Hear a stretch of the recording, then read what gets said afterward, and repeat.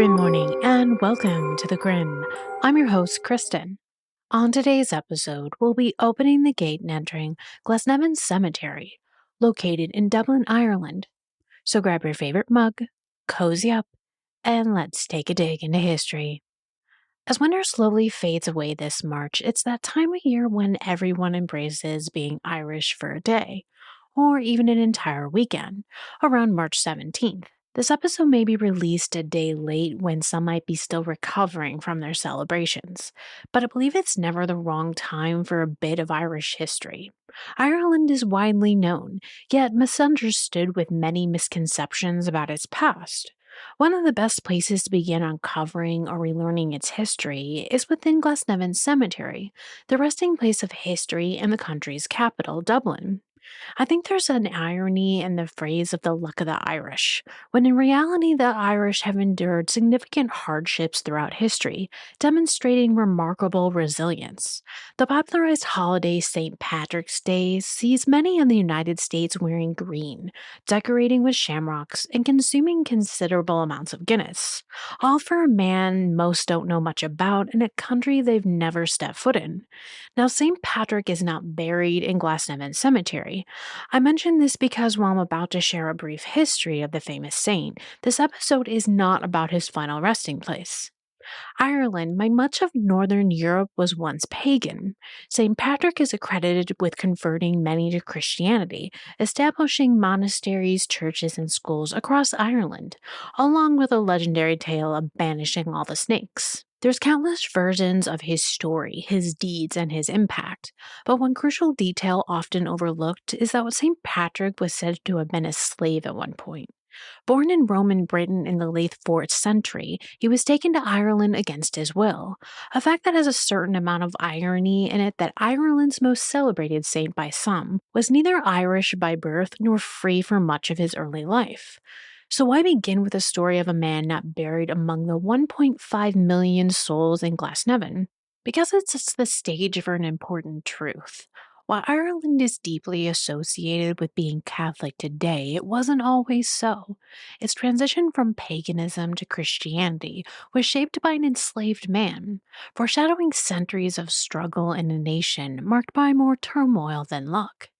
Despite St. Patrick's role in spreading Christianity, Ireland's British rulers sought to enforce not Catholic but the Protestant faith throughout the land, an unnecessary and oppressive demand that was met with defiance.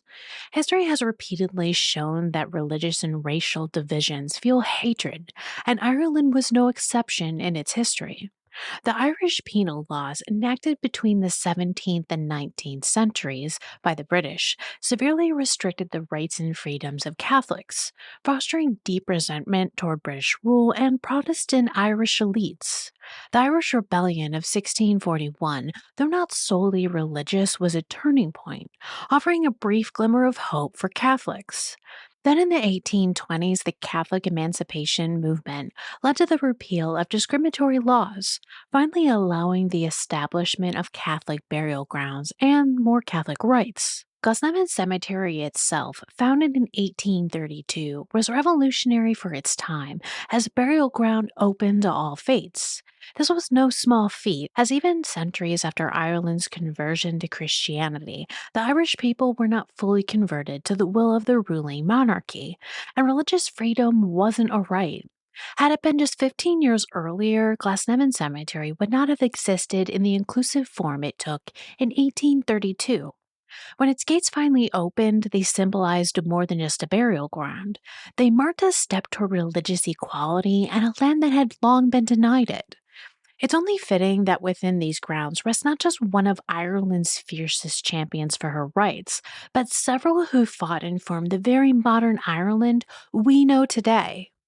Beneath the iconic towering round tower that draws visitors' gaze within Glasnevin Cemetery lies Daniel O'Connell, a man who spent his life fighting oppression, only to find peace in death among the very people he sought to free.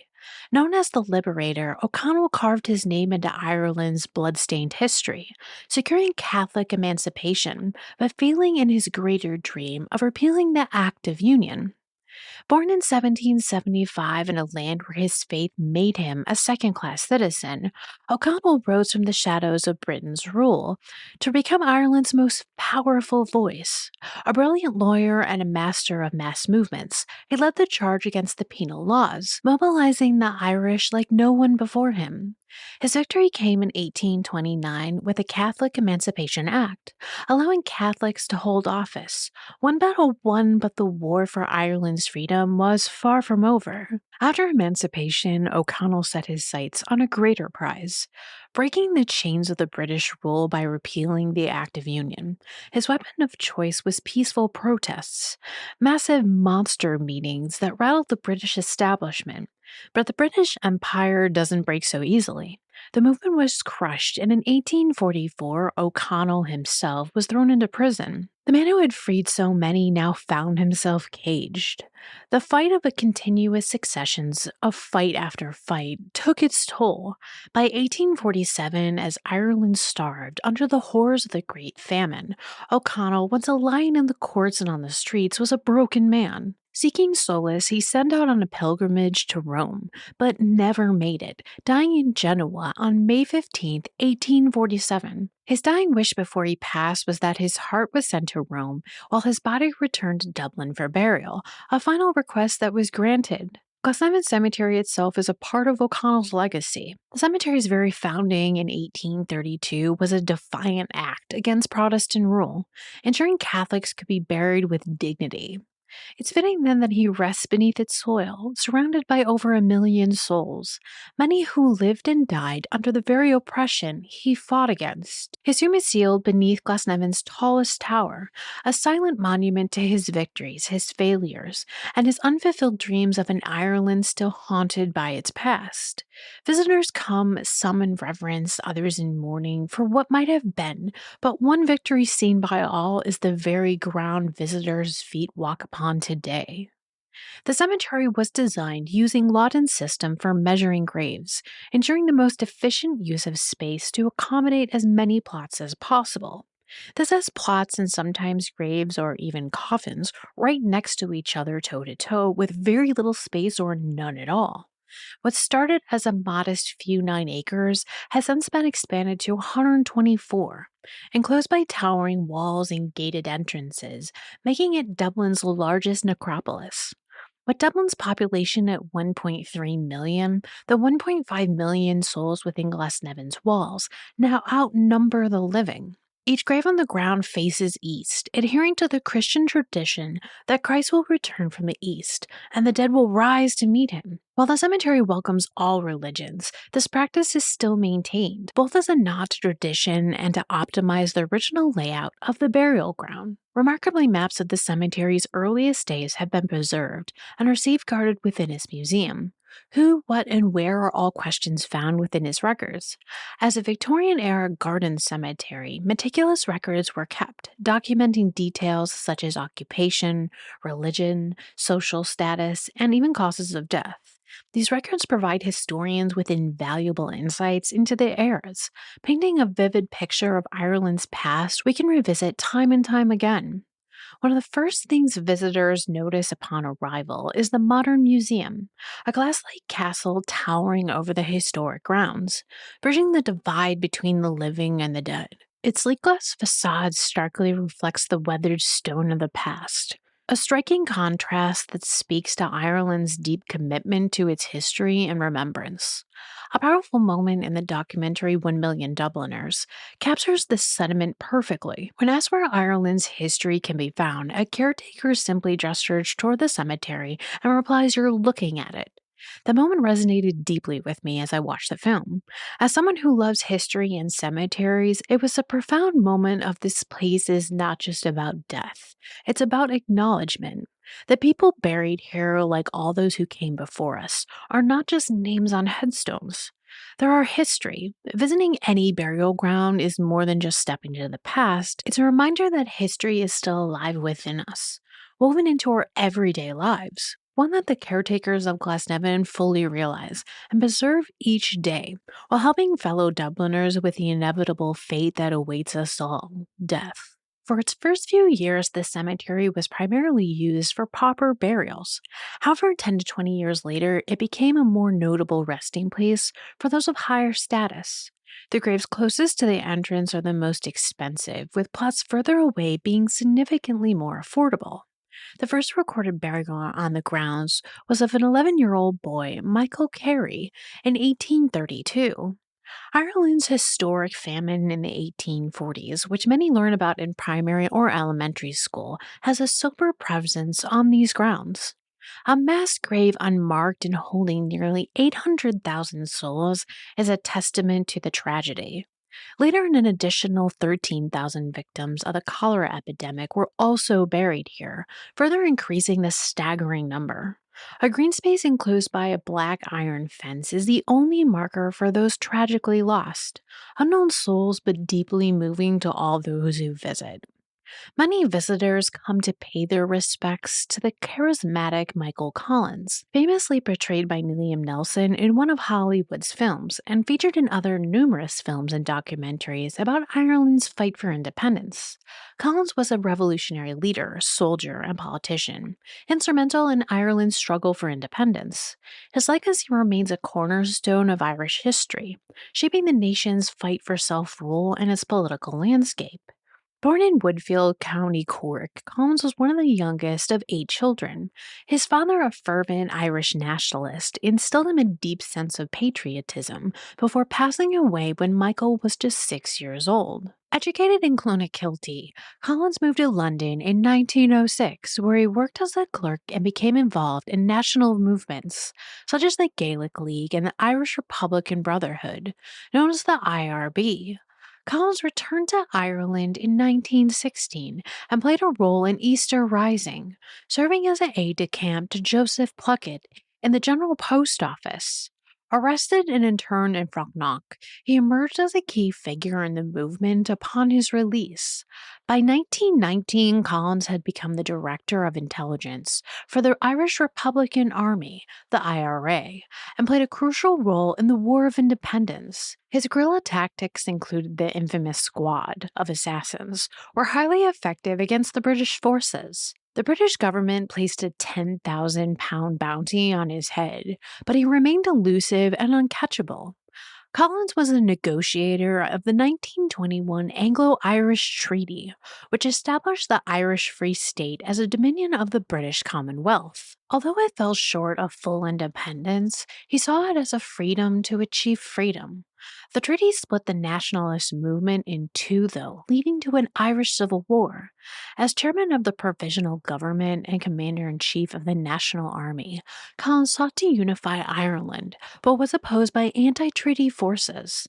On the 22nd of August in 1922, during a tour of Cork, he was ambushed and killed at Blaenabla, marking a tragic end to his promising leadership. Collins is remembered as a brilliant strategist and a pivotal figure in Ireland's fight for sovereignty. His vision for an independent Ireland influenced generations of leaders. Each year, his life and sacrifice are commemorated, ensuring his place in history as the big fellow who helped shape modern Ireland. Each year on the anniversary of his death, Glasnevin Cemetery holds a remembrance ceremony at his grave, where many attend or leave flowers, often purchased from the cemetery's own florist shop. Surrounding him lie the graves of at least 183 soldiers of the Irish Free State. In 1967, their names were etched into a memorial encircling Collins' final resting place, ensuring their sacrifice would never be forgotten. Close by on the cemetery grounds to Collins is a friend-turned-enemy, Harry Boland. Boland was a dedicated Irish Republican, a man who fought for Ireland's freedom only to be struck down in the bitter chaos of a civil war. A close friend of Michael Collins and a loyal follower of Eamon de Valera, Boland found himself caught between two men, two ideals, and ultimately two bullets that ended his life. Born in Dublin to a family steeped in Irish nationalism, Boland followed the path of his father and his brothers into the Irish Republican Brotherhood. A man of many talents, he once refereed an All-Ireland football final, but his true calling was revolution. He fought on the Easter Rising, was imprisoned, and upon his release became a key figure in the Sinn Féin's political resurgence. Elected as an MP in 1918, Bolin, like his comrades, refused to sit in Westminster and instead pledged allegiance to the First Dáil. De Valery sent him to America to gather support for the cause, where he played a shadowy game of diplomacy and finance, securing a $20,000 loan from Soviet Russia, paid with Russian jewels smuggled back to Ireland. Through it all, he was at the side of Michael Collins, the brother in arms who would later become his enemy. When the treaty split Ireland, it also split the friendship. Bolin, unwavering in his Republican ideals, stood against Collins and the Free State. Yet even as war loomed, he refused to take up arms against his old friend, stating, "It's going to be war, and I'm not going to fire on Mick, so I can't fire on any of Mick's men." But war doesn't spare those who try to stay neutral. On the night of the 31st in July of 1922, soldiers of the National Army arrived at the Scuries Grand Hotel to arrest him. Unarmed, he resisted. In the struggle, he was sadly shot. The exact details remained murky. Accounts differ, motives are questioned, but what is certain is that he was left to bleed. Lingering for the day in St. Vincent's Hospital on his deathbed, his sister Kathleen begged him to name his killer, but he refused. Harry Bolin was buried in Glasnevin Cemetery, his coffin followed by the silent rakes of the Cuan Maba, Clan Magail, and the Citizen Army Women's Section. The funeral procession carried more than just a body. It carried the weight of a shattered movement, a revolution that had turned on itself. His grave, like so many of his generation, became another silent witness to the costs of civil war. The friend of Collins, the right-hand man of De Valery, Harry Bolin was neither Free State nor IRA when he died. He was simply a man caught in the storm of history, gunned down in a war between brothers. Throughout Irish history and the fight for independence, there was many men, but behind the strong movement was also equally strong women. The Countess Constance Markievicz was an Irish revolutionary, politician, a suffragist, and socialist who played a crucial role in Ireland's fight for independence. She was the first woman elected to the UK Parliament in 1918, though in line with the Sinn Féin policy, she refused to take her seat. She later became the Minister for Labour in the First Dáil, making her one of the first women in the world to hold a cabinet position. Born Constance Scorbuth in London, she was raised in the County Slidglow in the Lissondale House, where her family, despite being Anglo-Irish landlords, showed a deep concern for the welfare of their tenants. Inspired by her father's generosity and her sister Eva's activism, she developed a strong sense of justice. She studied art in London and Paris, where she met her future husband, Casimir Marquez, a Polish nobleman becoming the Countess. The couple settled in Dublin in 1903, where Constance became involved in the Irish nationalist and artistic circles.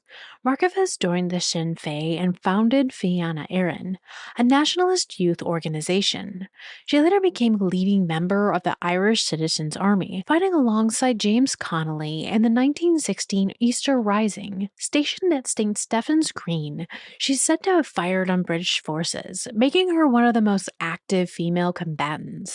She was sentenced to death, but her sentence was commuted to life imprisonment due to her gender.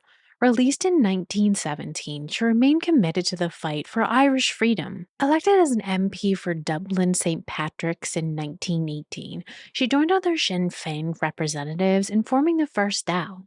She was appointed Minister for Labour, becoming the first female cabinet minister in Ireland. She opposed the Anglo-Irish Treaty of 1921, siding with the anti-treaty forces in the Irish Civil War. She continued to serve as a DT member of Parliament and later helped found the Fianna Fáil in 1926. Markievicz died in 1927 at the age of 59, having given away her remaining wealth to the poor. She passed away in a public hospital ward surrounded by friends and comrades. Though denied a state funeral, thousands lined the streets of Dublin to pay their respects. Remembered as Madame Markievicz, she remained an enduring symbol of Ireland's revolutionary struggle, inspiring generations of activists and leaders. Jeremiah O'Donovan Rosa was an unyielding Irish revolutionary and leading figure in the Irish Republican Brotherhood. Born in Rosscarbery, County Cork, he witnessed the devastation of the Great Famine, an experience that fueled his lifelong pursuit of Irish independence. He founded the Phoenix National and Literary Society, a precursor to the IRB, and became one of the fiercest advocates for physical force republicanism. Rosa's activism led to multiple arrests, and in 1865 he was sentenced to life imprisonment for treason. Even in prison, he remained defiant, enduring harsh conditions and prolonged isolation. In 1869, while still behind bars, he was elected as MP for Tipperary, but his election was annulled due to his felony conviction. In 1870, as part of the Cuba Five amnesty deal, he was exiled to the United States. From here, he continued his fight, becoming a key figure in the Clan na Gael and founding the United Irishmen, a radical newspaper. He spearheaded the Fay and Dynamite campaign in the 1880s, a series of bombings on British soil that struck fear into the heart of the empire. His actions made him infamous, even surviving an assassination attempt in 1885. Rosa remained a lifelong agitator for Irish freedom. Though his health declined, his fire never faded. His death in 1915 became a rallying cry for Irish Republicans. His body was brought back to Ireland for burial in Glasnevin Cemetery, where Patrick Pearse delivered a thunderous oration, sealing Rosa's place in the pantheon of Irish martyrs. His funeral was a grand spectacle, was a prelude to the Easter Rising of 1916. The words spoken over his grave, "United unfree shall never be at peace," echoed through history, marking him as a symbol of unwavering defiance against British rule. Not all political figures in Glasnevin were without controversy, which, considering the fiery nature of those we've visited so far, have been. That's saying a lot of our next resident within. Eamon de Valera, one of Ireland's most polarizing and enduring political figures, was a statesman whose career spanned over 6 decades. Born in New York in 1882 to an Irish mother and Spanish father, de Valera was raised in Bury County, Limerick. His early life was marked by academic success and a deep commitment to the Irish language and culture, which later shaped his vision for an independent Ireland. De Valera emerged as a key figure in the 1916 Easter Rising, commanding forces at Boland's Mill in Dublin. Though sentenced to death, his life was spared, largely due to his American birth and the shifting political climate. In the years that followed, he became the dominant political force in Ireland, first leading the Sinn Féin and later helping found the Fianna Fáil in 1926 after breaking with the anti-treaty Republicans. His legacy is tightly woven into Ireland's struggle for sovereignty. De Valera fiercely opposed the Anglo-Irish Treaty of 1921, which led to the partition of Ireland and the Irish Civil War. His resistance to the treaty positioned him as the leader of the anti-treaty fraction, though he played a limited role in the war itself. After years in opposition, he ascended to power in 1932 and embarked on a mission to sever Ireland's remaining ties to Britain, culminating in the 1937 Constitution, which established Ireland as a de facto republic with a strong Catholic ethos. His tenure at Taoiseach spanned 3 separate periods: 1932 to 48, 1951 to 54, and 1957 to 59, making him Ireland's longest-serving head of the government. His policies emphasized national identity, economic self-sufficiency, and social conservatism, often at the expense of economic progress. During World War II, he maintained Ireland's neutrality, a stance that earned him both praise and criticism. His infamous gesture of condolences at the German embassy upon Hitler's death remained one of the most controversial moments of his career. In 1959, de Valery stepped down as Taoiseach and was elected President of Ireland, serving 2 terms until 1973. He remained a towering figure in Irish policies, even in his final years. De Valery died in 1975 at the age of 92 and was laid to rest in Glasnevin Cemetery. His grave, a stark yet imposing monument, draws both admirers and critics, a fitting tribute to a man who helped shape modern Ireland, but left behind a legacy of division, devotion, and debate. Luke Kelly, a voice that echoed the soul of Dublin, remains one of Ireland's most beloved folk singers. Born into a working-class family in Sheriff Street in 1940, his early years were steeped in music, storytelling, and a deep sense of social justice. Leaving school at 13, he traveled to England, where he embraced folk music, inspired by artists like Woody Guthrie and Pete Seeger. His time in the UK also deepened his political convictions, aligning him with socialist and trade union movements. Returning to Dublin in the early 1960s, Kelly became a founding member of the Dubliners, a band that would revolutionize Irish folk music. His raw and impassioned voice brought life to ballads like The Rocky Road to Dublin, Scorn Not His Simplicity, and The Haunting Raglan Road, a poem by Patrick Kavanagh that Kelly transformed into an iconic song. His performances carried both fire and sorrow, blending powerful social commentary with the energy of Dublin streets.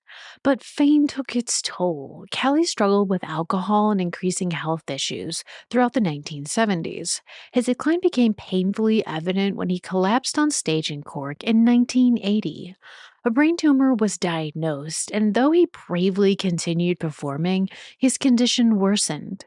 He suffered memory loss, confusion, and weakness, leading him to withdraw from the public eye. On January 30th, 1984, Luke Kelly passed away at just 43 years old. His funeral drew thousands, a testament to the love and admiration he inspired. His final resting place in Glasnevin Cemetery bears a simple yet profound inscription: Luke Kelly, Dubliner. His voice may have been silenced, but in Ireland's pubs, streets, and homes, his songs still rang out, carrying the spirit of a man who sang not just for himself, but for the people.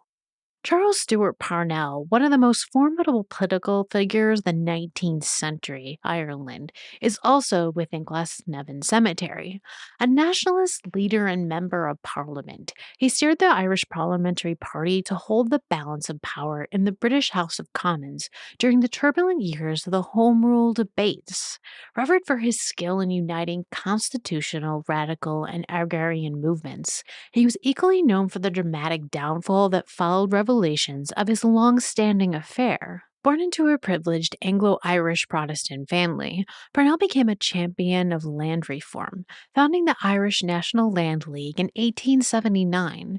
His leadership was strategic. He manipulated parliamentary procedures to force attention on Irish issues and to wield influence over British policies, aligning himself with Prime Minister William Gladstone in the shared pursuit of Home Rule. Imprisoned in Kellamgaol in 1882 for his radical tendencies, Parnell emerged from captivity a more measured statesman, negotiating the Killam Treaty, which sought to cure agrarian violence in exchange for tenant relief. That same year, he reshaped the Home Rule League into the Irish Parliamentary Party, the first modern political machine in Britain, and turned it into a disciplined force.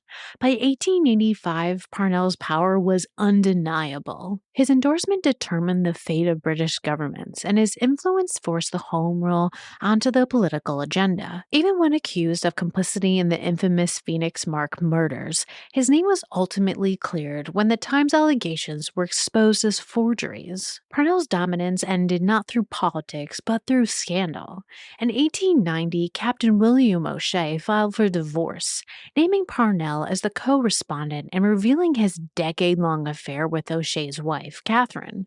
The affair enraged both the Catholic Church and nonconformist British liberals, prompting Gladstone to withdraw support from Parnell's leadership. Despite resistance, his party fractured, leading to a bitter split that crippled the Home Rule movement. Shunned but defiant, Parnell married Catherine in June of 1891, continuing his campaign for reinstatement despite failing health. Exhausted, he succumbed to pneumonia in October of that year at the age of 45. Parnell's funeral drew over 200,000 mourners to Glasnevin Cemetery. Though he was laid to rest under an unmarked slab of Wicklow granite, his name needed no inscription. His political legacy endured in the eventual establishment of an Irish self-governance, while his personal life became a cautionary tale of power undone by passion. Even now, Parnell's name is spoken with reverence and regret. His death is commemorated each year on Ivy Day, a tradition born from the simple tribute of ivy leaves, left at his grave by those who refuse to forget the uncrowned King of Ireland. The cemetery serves as a testament to the evolving styles of memorialization in Ireland over the past 2 centuries. It showcases the stark, towering stone monuments of the pre-1860s, the ornate Celtic crosses that emerged during the nationalist revival movement from the 1860s to the 1960s, and the unadorned Italian marble headstones that had become common in the late 20th century. The Glasnevin Trust Florist, located on the cemetery grounds, offers a heartfelt service for families near and far. Loved ones from all across the world can arrange for flowers to be placed on the grave of their relatives, ensuring that no resting place is left unadorned, no matter the distance. The cemetery is encircled by a high stone wall, its silence broken only by the looming watchtowers, a grim testament to the days when body snatchers haunted Dublin. In the 18th and early 19th centuries, fresh graves were prime targets for those who stole the dead. Their corpses sold to medical schools under the cover of night. To defend the sanctity of the buried, armed watchmen stood guard, their rifles ready, while bloodhounds prowled the grounds, their howls a warning to any who dared to disturb the restless dead. Yet some spirits seem to defy even the grip of time.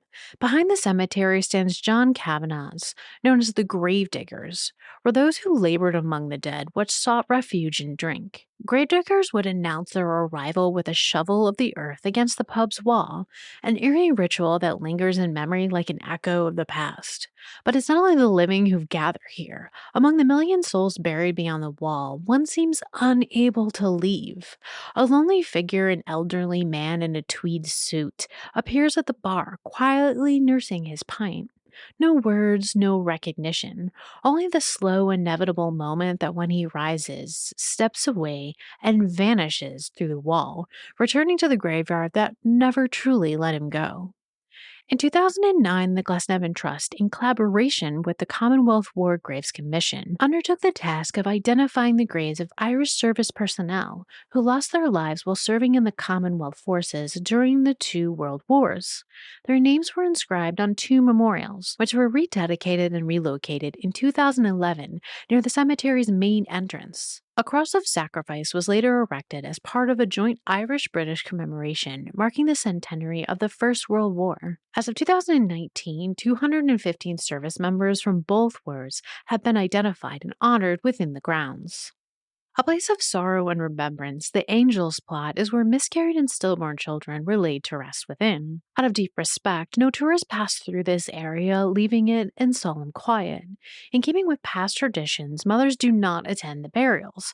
Fathers alone carry the tiny caskets to their final resting place. Although the graves remain unmarked, a stone memorial bears the names of those lost too soon. The cemetery, however, ensures that every soul is remembered, carefully recording the location of each burial in its archives. Recently, families have been given the option to place a small plaque marking the exact spot where their child is buried, offering a more personal tribute to their memory. In 1993, a mass grave was uncovered at the site of a former Magdalen laundry institution, where so-called fallen women were confined. The discovery came after the convent that operated the laundry sold the land to a property developer. The sisters arranged for the remains to be cremated and reinterred in a mass grave at Glasnevin Cemetery, with the cost of the reburial shared between the convent and the developer. Glasnevin Cemetery is maintained by the Dublin Cemeteries Committee, overseeing its continuous expansion and preservation. Development remains an ongoing effort, ensuring the cemetery evolves while honoring its past. A Catholic Mass is held every Sunday at 9:45 a.m., led by parish clergy. Each summer, the annual busing of the graves takes place, a tradition that has endured since the cemetery's founding in 1832, a testament to the enduring connection between the living and the dead. Given its vast history, it's no surprise that Glasnevin Cemetery, Ireland's largest burial ground, carries its share of ghostly legends. Among the most famous is not a restless spirit of the dead, but that of a Newfoundland dog. The faithful companion of Captain John McNeill Boyd, the dog is said to have refused to leave its master's grave after Boyd perished in a sea rescue in 1861, ultimately starving to death by his side. His spectral form is still spotted wandering the cemetery at night, forever searching for its lost master. Some have even claimed to see him near Boyd's statue at St. Patrick's Cathedral, a silent guardian lingering between the world of the living and the dead.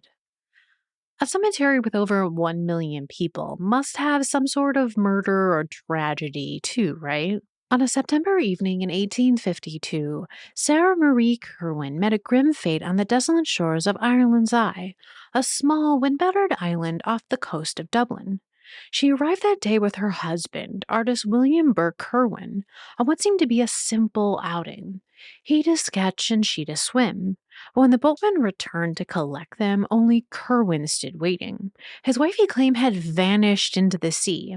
Hours later, her lifeless body was discovered sprawled on the rocks, bloodied and still. At first, the whispers of an accidental drowning were enough to explain her death, but time would unravel a darker truth. When her remains were exhumed, signs of manual asphyxiation shattered the illusion of misfortune. What could have been dismissed as tragedy was now murder. The trial that followed was a spectacle, drawing crowds to Dublin's Green Street Courthouse in December of 1852.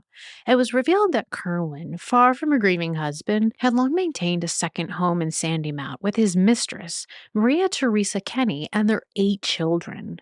The prosecution painted a chilling picture. Sarah Marie had become an obstacle to be removed, a woman erased so another life could be lived freely. Though defended by the famed barrister and MP Isaac Butt, Curwen was found guilty. Sentenced to death, his fate was later softened to life imprisonment and transportation, after a plea from prominent citizens, including 10 doctors, who insisted Sarah's death could still be explained by drowning.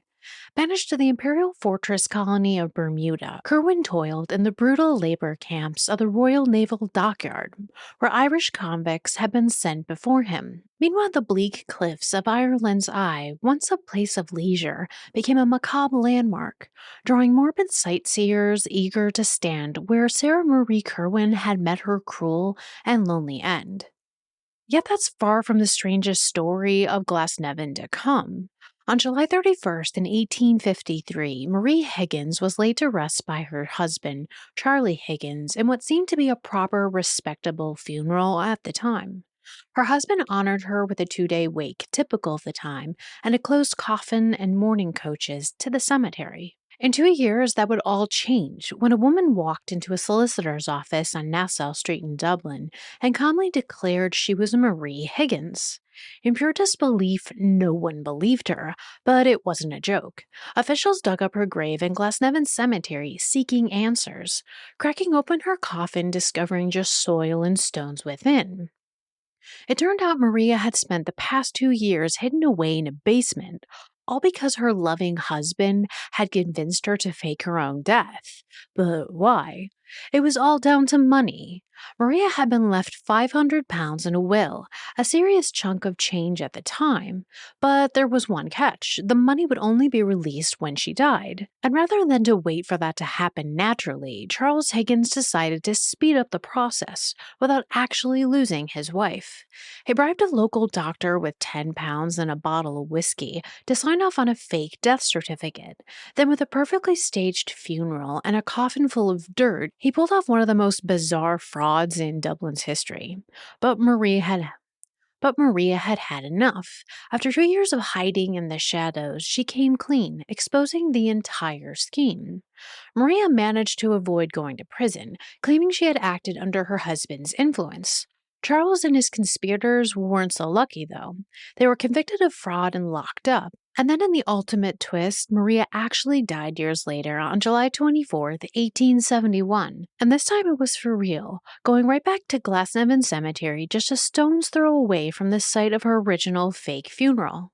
Maria Higgins holds the strangest, most comical record of being the only person ever buried in Glasnevin Cemetery twice. It's worth mentioning that Glasnevin Cemetery offers a variety of tours, each tailored to different interests, whether it's history, notable women, or the more unusual stories of the departed. The on-site museum adds even more depth, with exhibits, a cafe, and a rotating schedule of special events. What's great is that all proceeds go right back into preserving the cemetery, ensuring its history stays alive.